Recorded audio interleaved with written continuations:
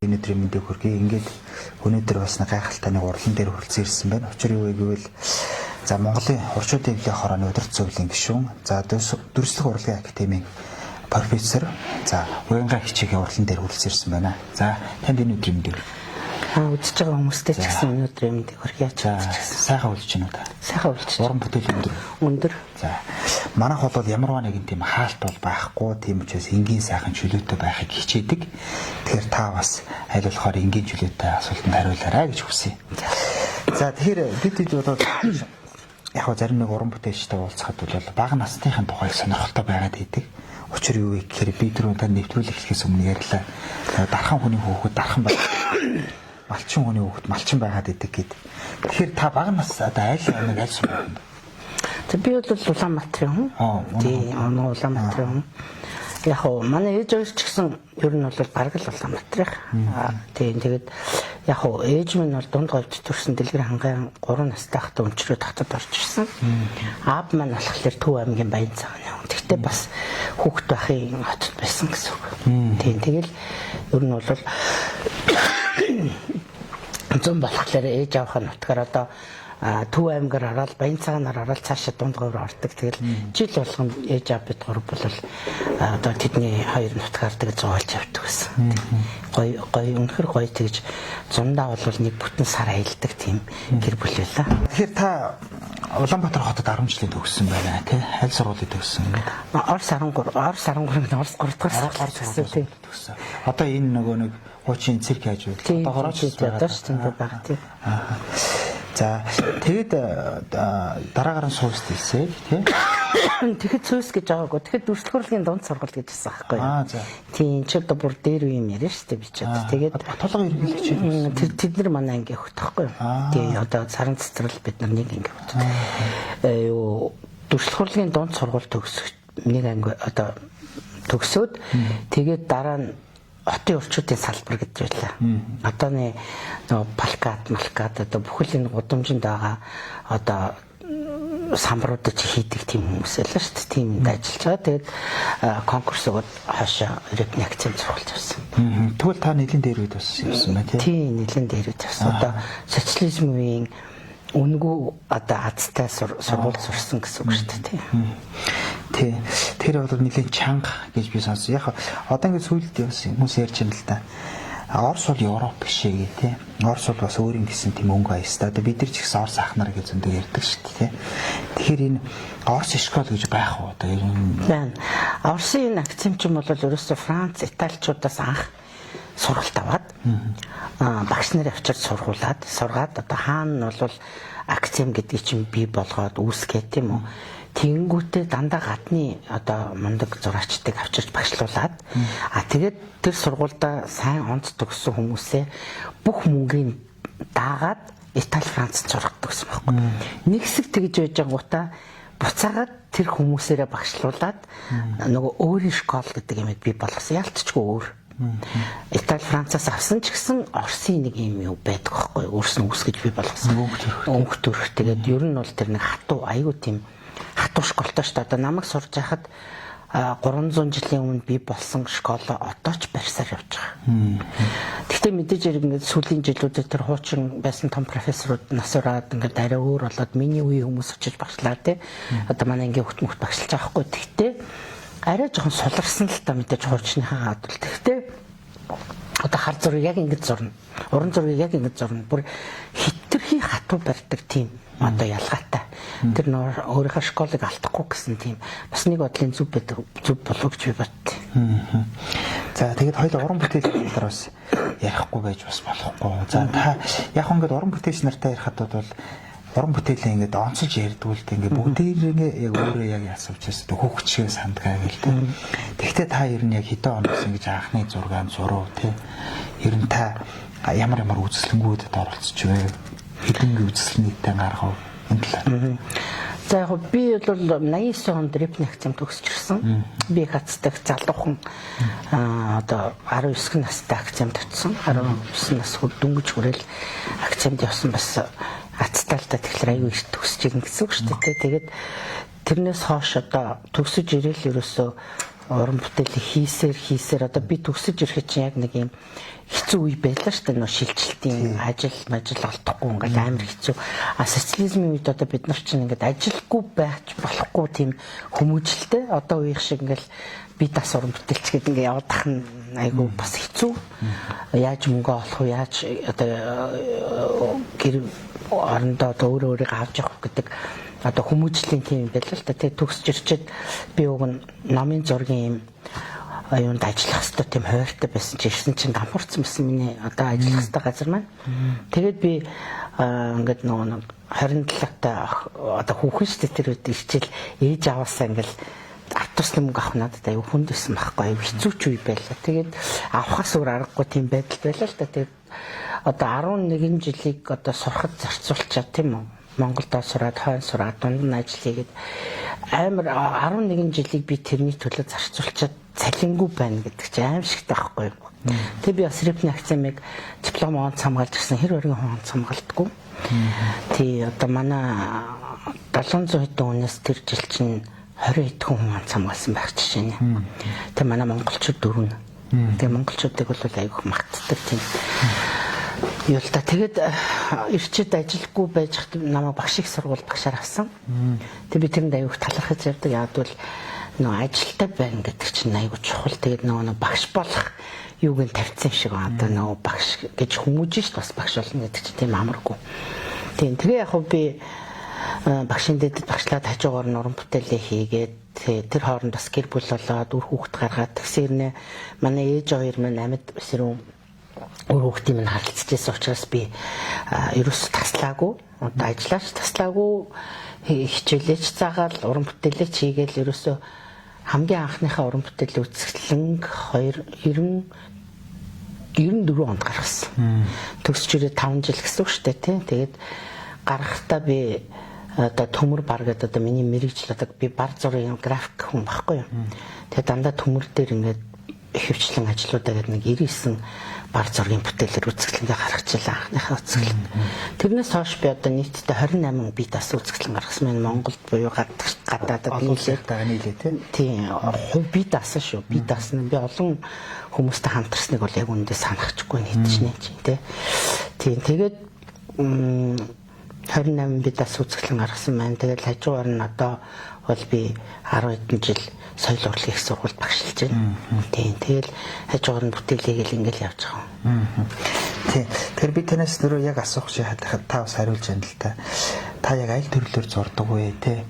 Тэгээ хамгийн гол нь би танаас хэлэх гээд байгаа юм. Танд бас тийм нөгөө алдартай одоо те энэ л нэг гайгүй болсон юм да гэдэг зураг хийж болох болов уу гэж асуугаад байна те. За яг ер нь бол миний мэрэгжил болоод ирэхлээр яг би одоо бар зургийн мэрэгчлэлтэй хүнэлтэй бар зураг гэдэг зарим хүмүүс ойлгохгүй юм. Гэхдээ одоо орчин үед бол ер нь хүмүүс сайн мэддэггүй манайхан зураач нар ч бас сайн ойлгоод би хахад зураасан зураг. Тийм зураасан зураг гэж нэрлэдэг. Гэхдээ би тэрэнд айгүй дурггүй. Яг л орчин үед бол нөө технологи айгүй хөөрчлөгдсөн учраас зураасан зураг гэхэлэр хүн нэг хар цагаанаар ингээл түүшээр ч юм ингээл биерээр зураад байдаг гэж ойлгодог байхгүй тэр чинь барлах урлаг гэдэг маань өөрөө айгүй олон төрлийн технологи байна те. Гэхдээ би зөвхөн бар зурдгуулдаа би бас тосоор зурна ер нь бүхэл одоо хийж болох би тэр хэлбэр баримлж барьдаг те. Contemporary гэж би өөрийгөө хэлэхгүй яг миний яг суур одоо юу гэдгийг суур боловсрал маань акцент учраас би одоо хит орчин үеийн юмыг бол нэг хийдгүү л те. Ер нь бол суур одоо зурагт юу гэдгийг орчин үеийн урлаг хийх нь хийн. Гэхдээ бид нар бүгдөө л орчин үед амьдарч байгаа зурагч шүү дээ те. Тэгэхээр би яг тийм зурдаг гэж хэлэх айгүй дургүй яад бол би өнөөдөр яг юу хиймээр нь тэрийг л хийдэг айгүй хаз жаргалтай юм байхгүй. Би өнөөдөр ингээл ми толгойд ингээл нүдэнд нэг зураг харагдал толгойд нэг юм бодогтон тэрийгээ би судлана бодно тэгж байгаа л тэр чинь тархин дотор ихлэ боловсрогддог байхгүй. Тэгж жаад эскизээ цаасан дээр буулгана тэгж байгаа л нүдх нь гарч ирдэг гэх жишээ нэ. Заримдаа шууд зураад бас гараад ирэх юм байна те. Тэгээд би бол ер нь ямарваа нэг юм баригдахгүй хичээдэг. А гэхдээ миний яхаа үндсэн бар зураг маань ягаад би тэрийг хаяж орхидгүй вэ гэхлээр ер нь манай сүүлийн үед тэр мэрэгчлэрээ бүтээлийг хийхгүй хийж байгаа хүн айгүй ховрлцсан. Яг бол айгүйх хар бор ажил хийтэй айгүйх хүн ойлгохгүй нөгөөтгийн худалдаж авахгүй ч гэдэг юм уу тийм ингээд асуудлууд байд юм шиг байгаа. Би болохоор нөгөө тэр мэрэгчлээ өөрөө айгүйх дуртай бүр хитрхи хайртай. Тийм болохоор нөгөө хийхгүй байж чаддгүй. Заавал тэрийг хэцүү ч гэсэн тэгэл хортой ч гэсэн ингээл хийгээл яваад идэг байхгүй. Тэрнээсээ би одоо юу гэдэг айгүйх тийм кайф авдаг юм дуртай. Тийм. Гэхдээ одоо яг залуу бас хүүхдүүд ингээл нэг шав мамнар бас юм хийх гээл оролдоод явжлаа. Тий, одоо би тэрнээс бас нэг сонирхолтой асуулт асуух гэдэг. Яг энэ хүн бүхний л сонирхдаг. Энэ уран бүтээлч нар одоо өөрийнхөө уран бүтээлийг тойргаад тэрийг зарж борлуулад гэдэг юм уу те. Яг тэр тухайн юмд дагнаад ингээд амьдрахад манай Монголд болцоотой. Энэ манай Монгол зах зээлийн орчин бий юм. За ер нь бол байдсан болол гэж би хараад байгаа шүү дээ. Яг бол манад одоо айгүй олон зураач ажил хийхгүй амьдраад байгаа болоод байгаа байхгүй юу? Яаж болоод байгааг би ойлгодгүй яг үнийг л гэхэд яг бол би түр хэлсэн шүү дээ. Миний мэрэгжил бол айгүй онцлог, айгүй хөдөлмөр, айгүй зовж хийдэг, айгүй материал мөнгө төгрөг нь айгүй ордог, уран зургаас шал андаа байхгүй юу? Айгүй зардал гардаг. Тэгэл айгүй үнэтэй юм хэрэглэн Монголд байдгүй дандаа Франц унаасаас авчруулна гэх жишээний тэр болгоныгаа би хүн тайлбарлаад байхгүй шүү дээ. Яагаад ийм үнэтэй одоо тийм ярих утгагүй байхгүй. Миний хувьд бол би тэгж одоо ингээл зөвхөн зураг зарж амьдрна гэдэг бол надад аимшигтай санагддаг. Би нөгөө арт юу тийм бат бүх амьдрал туртай гэдэг юм одоо гэдэг. Тийм учраас би одоо багшилдаг, өөрөө багшлагч дуртай, анхнаасаа багш болсон. Тэгээ багшлаад ямар ч л гэсэн нэг заавал би зураг зарах гэдэг гүөхгүйгээр ингээл нэг амар баян тасаг биш ч гэсэн хүргээл амьдрал ингээд болоод байгаа байхгүй. Мэдээж дундуур нь зураг мурга зарна. Хүн үнэхээр миний зургийг авъя гэд ирэхэд бол зарна штэ. Гэхдээ би бол бас нэг 8 шиг ингээл зураг гэд хайгуу дургу хүн авал авны захгүй тэрэн дээрээ бас би айгу хатуу зогсдог. Тэгээд энийг дагаад бас нэг асуудал хөндөгддөг нөгөө уран бүтээлчтэй одоо юу гэдэг шүү дээ. Оюуны өмч гэж ярьдаг шүү дээ. Тэр энэ оюуны өмчийн хууль ер нь манай Монголд ер нь ямар төвшөнд явж байна? Та бүхний одоо энэ бүтээлүүдийг оюуны өмчөөр хамгаалж чадчихна. Энэ айгу чухал асуудалтай. Одоо харин арай өөр болоод байна. Хүмүүсийн ухамсар их өөр болсон байна. Одоо нэг 10 жил, 20 жилийн өмнө бол бүр өстой аимшигтай байсан шүү дээ. Зүгээр л хүний юмыг авах бол зурчин. Тэгэл юу ч болоогүй юм шиг үзэгдлэн дээр очиж тавьцсан гэсэн. Одоо бол хүмүүс бас нэг ухамсар нь өөр болж ойлгодог болж тэгээд бас нэг хууль мөл нь айгу муу одоо хэрэгжих боломжгүй байгаа хэрнээ хувь хүмүүс нь өөрснөө айгу ухаас утсан байна, бас ухамсартай болсон байна. Тэгээ ер нь Монголын залуучууд нийгэм хараад тахад ингээд залуучуудын ухамсар юм тамж байгаа хандлага бол шал онтой байхгүй. Тэгээ тэр мэдээж хэрэг одоо улс их орн хөгжихгүй яг үндэ би улс их орны энэ байдал хууль мөл нь бол ерөөсөө шал одоо магадгүй зарим зүг байсан ч гэсэн тэрийг хэрэгжүүлдэг учраас зөвхөн урлаг дээр биш бүх юм дээр айгу утгагүй байгаа байхгүй. Бид нар айгу гачин нийгэмд айгу утгагүй нийгэмд амьдарч байна яг үнийг хэлэхэд таалагдахгүй нэ. Тэгээд одоо таалагдахгүй гэж чийжэд дэлдэл одоо талбай дээр очиж зогсож чадахгүй шүү дээ. Ер нь утгагүй шүү дээ. Тэгээд ч нэмэр алга. Бид нар бас янз янзын юм дээр бас зураач нар айгүйх оролцож явдаг л байлаа. Залуу ахын арчлал марчлал эднэр үед ч гэсэн. Тэгээд өнөөдөр эргээд ингээ харахад бид нар юуны төлөө амьдарсан юм. Тэгээ арчил гэл айгу баясаад гэсэн чинь арчил нь худлаа арчил байна. Одоо өнөөдөр бид нэг ингээл арт түмэн ингээл ядуу хിവэрээ 90 онд ямар байсан яг хിവэрээ те ингээл арт түмнээ бодож байгаа нэг ч хүн алга шүү дээ. Энэ чинь одоо ямар арчил гэж үтэн зөвөр яг үндэ улс төр ийм ярих юм бол үндэ босож байгаа байхгүй. Бидний одоо яг миний үеийнхний амьдралыг зүгээр л устгаа хийцэн. Залуучуудыг хувьд бол би харин айгүй гоё одоо сайхан сэтгэлтэй гоё бодолтой байгаа. Манай залуучууд бол шал ондоо хүмүүс. За тэгээд хоёулаа нөгөө орчуудын хэвлэлийн хорны тухай нэг ганц асуулт бас танаас асууя. Яг нь би бол энэ орчуудын хэвлэлийн хорог бол маш том байгууллага байсан гэж ойлгодог. Социализмын үед бол одоо инх чунгар тэр байх үед ч юм уу те их том байгууллага байсан, маш олон өмчтэй байсан. Гэхдээ одоо хүн болгоо ярьдаг те. Тэр энэ байгууллагын хөгжил маань одоо ер нь ямар шатантай явж байна? Ер нь хаашаа чиглэх гэж байна те. Өнгөрснөөс дорцснууд ирдсэн үү гэдэг нэг асуулт байна.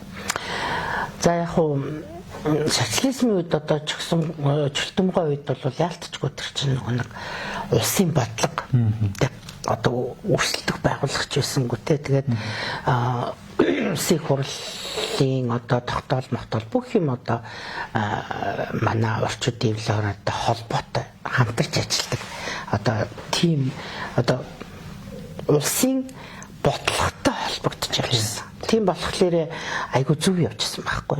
Тэгээд үнэхээр манай одоо орчууд дэвлэгээр бол гайхамшигтай баян болцоотой зураач нар нь одоо юу гэдгийг цалинтай уран бүтээлчдийн цалинтай бүтээл хийдэг байлаа шүү дээ. Тэгээд гаднаас одоо дэлхийн одоо энэ тэнд өмтэй гой будаг цаас бүх юм ин оруулж биднэрт зураач нарт нүгж жисэн би бас хагас бас тэрнээс намсцсан. Тийм. Тэгтээ одоо тэр чинь бол яалтчгүй нэг бодлого байсан байхгүй. Өнөөдөр Монголд бодлого байхгүй шүү дээ. Юунд ч бодлого байхгүй. Энэ чинь айгүй аюул. Тэгвэл өнөөдөр ингээд эргээд харахад шүү дээ. Дэлхийд дүрслэх урлаг гэдэг юм маш том тэр улсыг илэрхийлж идэг одоо тэр улсын хөгжил цэцэглэл тэр улсын оюун ухааны маш том потенциал тэр дүрслэх урлагтар нь явж идэг байхгүй. Бүх орн тийм байгаа. Бүх орны хүмүүс тэрийг хүлээн зөвшөөрөд ойлгоцсон байдаг. Манай Монгол байдгүй. Өнөөдөр Монголын уран зургийн галерей гэхэд түрээсний байранд шүү дээ. Тэгээд бахан театр хийгээд байгаа бариад байгаа юм нэ. Монгол улсад өнөөдөр яг улсын гэсэн юм уу те одоо бид нар ингээл биднээс зураг худалдаж аваад ингээл шилдэг бүтээлгээл худалдаж аваад галерейд байгаа галерей нь өөрөө турист төлж амьдэрдэг баг жишээний. Тэгээ эн чинь бол эмгэнэл ахгүй яг үндэ бол одоо бид нар зах зээлд ороод 30 жил болоход өнөөдөр бид нар ингээл яг байсан чигээр байж байгаа байхгүй.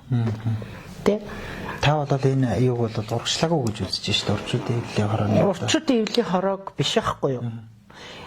Бодлого улсын бодлого гэж шүү дээ. Орчуудын эвлэр бол тусдаа. Одоо манай орчуудын эвлэр бол яг өөрийнхөө чадах хэрээр хичээж байгаа.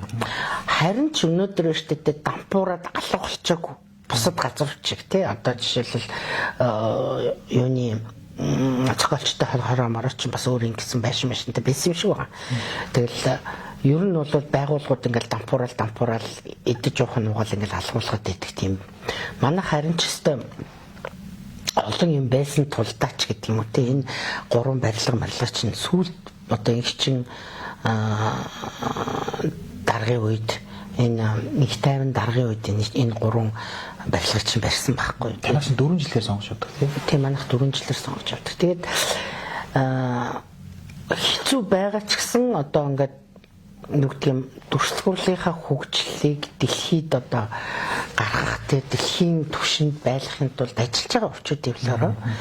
Гэхдээ өнөөдөр ингээд улсын бодлого манай дарга бол ингээл одоо яамны улсын бодлоготой ингээл нөгөө холбох гол ингээл аюух зүтгэж байгаа л да тий. Тэгэл гадаад харилцаа аюух асуудал. Гэхдээ энийг бол одоо бид нар ч яг сайн дураараа эвлэлтэн нэгдсэн байгуулахгүй. Улсаас ямар ч юу байхгүй. Урд нь бол улсын бодлогод ингээд мөнгө төгрөг олох боломжтой ингээд бүх юм ингээд улсаас ингээд зохицуулж исэн бол өнөөдөр хинт юу ч зохицуулахгүй байгаа. Харин бид нар ингээд тэрнээс хойш ингээд одоо янз янзаар үзэл ингээл байгаад байгаа нь бол гайхамшигтай. Би бол гайхамшигтай гэж бодож байна. Тэг өшөөч мундаг болох байх. За тэгээд хоёулаа нэг төгсгөлийн ахаа асуулт руу оръё. Та багш гэж хэллээ шүү дээ. 10 хэдэн жил багшилж байгаа гэд. Тэгэхээр та шавнараасаа онцгож дурдаж бас тэгээд энэ багш байхны сайхныг бас та нэг үзэгчтэй хэлвэл. За яг би багш байхын сайхныг нэг л одоо өөрөө нэг анзаарахгүй жаа саяхан нэг 2 жилийн өмнө л анзаарлаа л та. 2 жилийн өмнө манай нэг шав олон улсын нэг одоо оюутны дунд зохиогддог жижиг хэмжээний график зургийн тэмцээнд оролцоод шагналахгүй юм. Тэгсэн чи би айгүйх баярлсан. Тэгээ нэг өөрийгөө би шагнал авахд тэгж баярлж байгааг байхгүй яг үнийг хэлэхэд. Тэгэхэд би тэр шавыгаа шагнал авахд ингээд бүр ингээд догтлоод заа баярлаадсан байхгүй тий би юу гэж ойлгосон гэхээр нөгөө багш байна гэдэг чинь айлын ингээд хоосон ингээд зүгээр л ингээд 10 жилийн боловсрал олсон хүүхдийг урлагийн хүн болохтол нь хүмүүжүүлж усалж те оюуны энэ чинь зөвхөн зурхийг заадгүй шүү дээ. Тэр хүүхдийг урлагийн хүн болтол нь хүмүүжүүлж оюун ухааны задлана гэдэг бол маш их хөдөлмөр ордог. Байнгын одоо зөвхөн зурхаас гадна тархиндны үеийн зөндөө юм ярьж өгнө, хэлж өгнө, гоо сайхны талаар ингээд одоо юу гэдэг одоо ээж аав нь мэдгүй зөндөө юм хийж байгаа байхгүй. Тэгэхээр оюутнуудаас би байнга юу гэж асуудаг гэхэлэр нэгдүгээр курст орсон хүмүүсийг нэг төгсгөлт нь асуудаг байхгүй. За чи орж ирэхдээ амраас өнөөдөр ямар болж байна? Юм харах өнцөг чи ямар болж байна гэхэлэр бүгд ингээд өөр шал ондоо болсон. Нэг жилийн дотор штэ.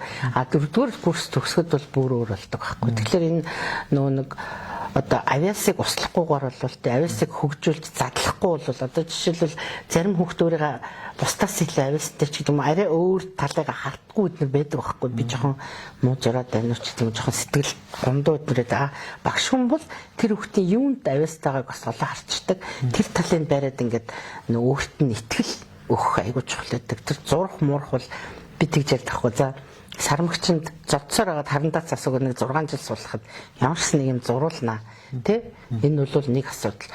Уран бүтээлч болгож хүмүүжүүлнэ гэдэг маань өөр асуудал байхгүй юу. Тэр хүнийг өөртөө ихтэй байлгах, тэр хүнийг гоо сайхан дуртай байлгах, сайн сайхны олж харах гэдэг өөр айгүй том хүмүүжлээдэг. Одоо танай сургууль чинь болохоор соёл урлагийн их сургуулийн дүрслэх урлагийн сургууль гэж явж байгаа. Дүрслэх урлагийн академи гэж байна. Академи гэж. Одоо энэ яг байранд байрладаг тий. Одоо энэ 100 айлын тэнд манайх 3 байртай шүү дээ. Дүрслэхгүйгүй. Дүрслэх нь л ихэд 3 байртай байхгүй юу? 3 өөр газар. Нэг хэсэг нь төв байранд байдаг соёл урлагийн сургуулийн, нэг хэсэг нь 100 айлын тэнд байдаг, нэг хэсэг нь одоо хуучин нөгөө хятад сургуулийн ард нэг жижиг намайг сурж ахтал байсан нэг дээр үеийн нэг давхар байшаа хэвээр.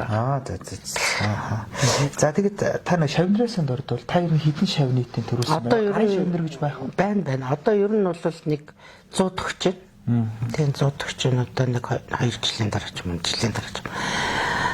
За тэгээд миний мэрэгжил нэг зураасан зураг график гэдэг шүү дээ. Орчин үед чинь одоо номын зураг те. Тэгээд нөгөө компьютер графикээр орчлоо. Тэгээд яг уран бүтээлч болно гэдэг сургууль төгсөл уран бүтээлч болчдгоо. Тэгэхээр 10 хэдэн жил одоо болонгуудаа бас зураач болчихно гэдэг бас айгүй хэцүү. Гэхдээ миний шавнар дотроос одоо олон улсын биналд ороод явж байгаа одоо мундаг болцсон хүмүүс байна. Тийм зураач нар байна.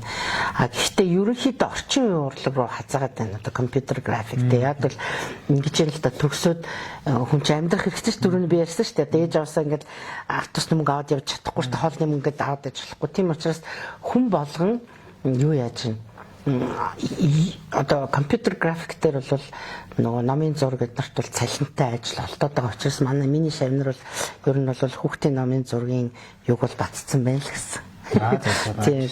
Тийм. Одоо номын зургийн юм дээр бол ихэнх нь байна. Компьютер графикээр бол ер нь гайгүй директоруд болцсон явж байна. За тэгэхээр та түрүүнд өрлөө шүү дээ. Би 28 үзэсгэлэн гаргасан гэдэг. За тэр хамтарсныг бол тоолоодож барахгүй юм байна. Тэгэхээр ер нь ингээд энэ үзэсгэлэн гаргаа явж явах. За ялангуяа гадаад дотоод явж явах. Ялангуяа Монголдо нэг за энэ үзэсгэлэн гэдэг нэг болчлоо гэхэд нэг уран бүтээлч хүн аз жаргал мэдэрдэг шүү дээ. Тэр нь жоохмоо юунд юм байдаг юм бэ? Тэр уран бүтээлч байхын аз жаргалын тухай та нэг яриач. За уран бүтээлч байх аз жаргал гэдэг нь миний зүгээр одоо ингээд үдийн насанд гэх юм арай өөр болж штэ тий. Бол чиний хийх юм дуусаагүй гэдэг. Тий одоо байнга хийн гэдэг нөгөө одоо итгэвтэй гэдэг юм уу тий тэгж амьдарч байгаа нь айгуу чухал юм шиг байна. Яг бол одоо хийх мөрөөдөх юмтай хүн болвол дандаа залуу байдаг гэж ярьдаг шүү дээ. Хийх юм байхгүй. Одоо би Швейцарт жишээлбэл үзэсгэлэнгээ гаргаж хахад надад ингээд нэг 20 хоноод л одоо дэлхийн хамгийн баян, дэлхийн хамгийн гоё оронд очичоод надад нэг 20 хоноод ингээл би залхсан юм дуурдаа явмарсан гэсэн.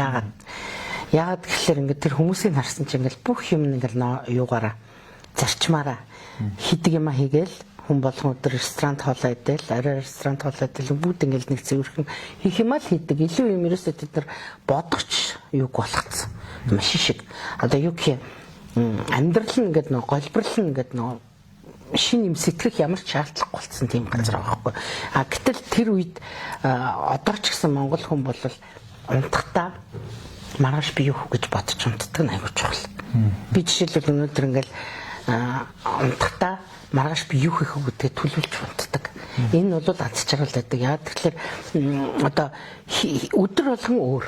Тэгээ одоо би ингээл урд нь хийсэн юм аа тавтаад байгаа юм биш байхгүй юу? Дандаа шин юм хийж идэг. Дандаа шинийг бодож идэг. Өөр яах вэ гэл ингээл мөрөөдөж идэг. Тэгэл хүүхэд чиг ингээл тэрэндээ баярлж идэг. Тэр бол хүний хамгийн одоо тэгээ бас дээрсэн дандаа суралцж идэг. Би өнгөрсөн жил одоо би 60 гарсан хүн. Өнгөрсөн жил гэхэд би Оросд очиж одоо өөрөө 2-3 жил мөрөөдөж ирсэн нэг шинэ технологи сурч ирсэн байх жишээ нэ. Тийм тэгээд ер нь бол одоо юу гэдэг хүний сурах зүйл бол хэзээч дуустдаг юм байна. Тэг хүн бол байнга ингэж мөрөөдөж ирмэлзэж одоо ялангуяа уран бүтээлч хүн бол тийм байдаг байх гэж би бодож байна л да. Тэгвэл та хэрэг хэд хүүхэдтэй вэ? Таны хүүхдээс өвлсөн хүн байгаа. Манай ер нь бол баг хүүхэд маань одоо 9-10 дугаар. Нөгөө хоёр нь бол том болцгоцсон. Нэг нь фото артист одоо мэрэгжлийн фото зураач. Нөгөөх нь болохоор уран зураач хэрнээ урлагийн менежмент, урлагийн продюсер гэдэг одоо тийм мэрэгчлэр ажиллаж байгаа. Бага охин маань болохоор одоо нэг нь ч гэсэн зураач биш өөр юм хийгээсэй гэж бодсон чинь айгу мундаг зурдаг. Тэгтээ өөрөө зураач болохгүй гэсэн. Тэрийг хаяхгүй тэгтээ би өөрөө өртөл зурнаа. Юугаа өөр мэрэгжил сонгож ажиллана л гэл тэгээд явж байгаа. Тийм би нэг суумаачин одоо бүх тиймүүдийг ярилж яхад би ерөөсө хүүхдүүдээ бити тэр сумаачин болоосоо гэж боддгоо. Ягаад тэгэхээр хүнд хэцүү одоо тэр давааг давна гэдэг чинь. Би өөр ингээм амсцсан учраас ингэж ярьж байгаамаа гэдгсэн байхгүй. Тэгэхээр таны хувьд бол хүүхдүүдэд ийж хорих морих бол байгаагүй тий. Байгаагүй ерөөсө харин ч дуртай тийм үү одоо энэ чинь. Гэхдээ би ерөөсө одоо ялгаа нахгүй. Одоо би чинь уран бүтээлч хүн, зураач хүн хүнийг хизээч одоо тэгж болно тэгж болохгүй гэх айгу дургу. Одоо миний шавнар ч гэсэн би одоо ингээд шавнарыг ингээд надад зохиомжтой бүтээлийг зохиомжоо үзүүлэхэд нь хизээч наа чинь болохгүй муу байна гэж хэлдэг. Яг л би тэр хүний оюун ухааныг хүндэлж байгаа байхгүй. Тэр хүн өөрөөр л байх хэрэгтэй. Тэр хүн өөрөө задрах хэрэгтэй. Хийх ёстой юм хийгээл яваг. Тэрэн дээр нь би ингэж хийвэл илүү гоё болно, илүү гоё зөв болох юм байна гэдэг дээр л ажиллана гэхээс ш. Тэрнтэйгээ адилхан би өөрийнхөө хүүхдүүдийн амьдрал ч юм уу өөрийнхөө хүүхдүүдийн одоо хүслийг ингээд чи хэрэггүйtik гэдгүү байхгүй. Чөлөөтэй дураар л айлгадаг тийм. За баярлалаа ирэх мөндөд үзэгчтэй. Тод мэдээс түүж билүүтэй байл.